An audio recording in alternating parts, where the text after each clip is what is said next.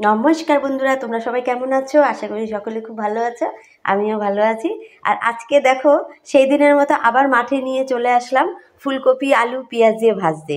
আর ফুলকপি আলু পেঁয়াজ দিয়ে মাঠেই ভাজবো, মাঠেই ভাতটা খাওয়া হবে।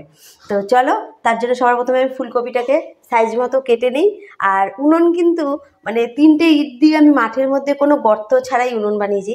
আর সেই উনুনে কিন্তু আমি এগুলো ভেজে খেয়েছি। তো চলো দেখা যাক ভিডিওটা কেমন হয়।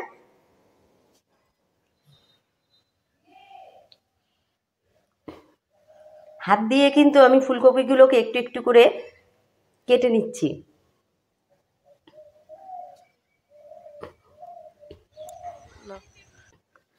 কেটে নিলাম পেঁয়াজ, লঙ্কা, আলু। লঙ্কাটাকে কাটিনি, জাস্ট ছাড়িয়ে নিয়েছি, কিন্তু আলুটাকে কেটে নিয়েছি, পেঁয়াজটাকে কুচিয়ে নিয়েছি। তো চলো, আর আলুগুলোকেও কিন্তু লম্বা লম্বা করে দেখো কাটা হয়েছে।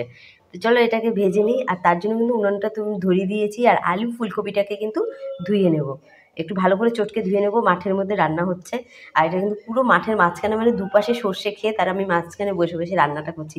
ভাবো বন্ধুরা দৃশ্যটা কেমন লাগবে। তো চলো রান্না করে খাই। আর আমার এইসব রান্না কিন্তু খুব পছন্দ হয়, জানি না কেন। আমার চাইনিজ রান্না, রেস্টুরেন্টের রান্না আমার পছন্দ হয় না। আমি মাঠে ঘাটে রান্নাটা প্রচণ্ড পছন্দ করি। মাঠে ঘাটের শাক এগুলো খাওয়া, রান্না করা প্রচণ্ড পছন্দ করি। হ্যাঁ, সেটাও খারাপ না, এখনকার সবাই খায় রেস্টুরেন্টের খাবারটা বা বাইরের খাবারটা, বাট আমার এইগুলো কিন্তু খুবই পছন্দ হয়। তো চলো, তার জন্য আমি এগুলোকে ভেজে নিচ্ছি। আর এই কাঠে এত সুন্দর করে যখন আমি আলু পেঁয়াজ ফুলকপিটা ভাজবো, তার সাথে গরম গরম একটু ভাত হলে আর কিচ্ছু লাগবে না। এই এক কাঁচা লঙ্কা দিয়ে আর এই ফুলকপি ভাজাটা দিয়ে ভাতটা দারুণ লাগবে। তো চলো ভেজে নিই। দেখো পেঁয়াজটা কিন্তু দিয়ে দিয়েছি। প্রথমে তেলটা অল্প গরম হয়েছিল, এটা আস্তে আস্তে গরম হয়ে যাবে। আর কড়াইটা আমার এমনই ঠিক গরম হয়ে যাবে, এটা লাগবে না, লাগতে দেবই না।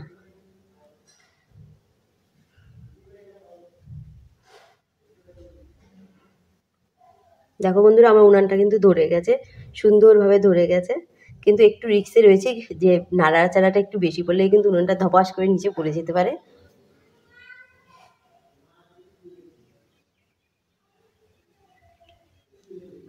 তো এই দেখো, আমার ভাজাটা কিন্তু প্রায় হয়ে এসছে। এবারে দুটো ফটো ঢুকে গেছে।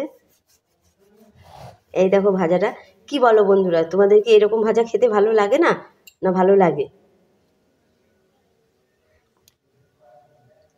ভাজা কিন্তু আমার হয়ে গেছে, তুলে নিচ্ছি। আমি এখন ঘরে গিয়েই গরম গরম খেয়ে নেবো। আর ভিডিওটা আমার কেমন লাগলো, ভালো লাগুক বা খারাপ লাগুক, তবুও তোমরা আমাকে কমেন্ট করে অবশ্যই জানিও। আর লাইক দিয়ে চ্যানেলটিকে সাবস্ক্রাইব করে আমার পাশে থেকো। সবাই সুস্থ থেকো, ভালো থেকো। আগামী ভিডিওতে তোমাদের সাথে কিন্তু আমার আবার দেখা হচ্ছে। আর ভিডিওর মানে কি বলবো, চলো আজকের মতো টাটা।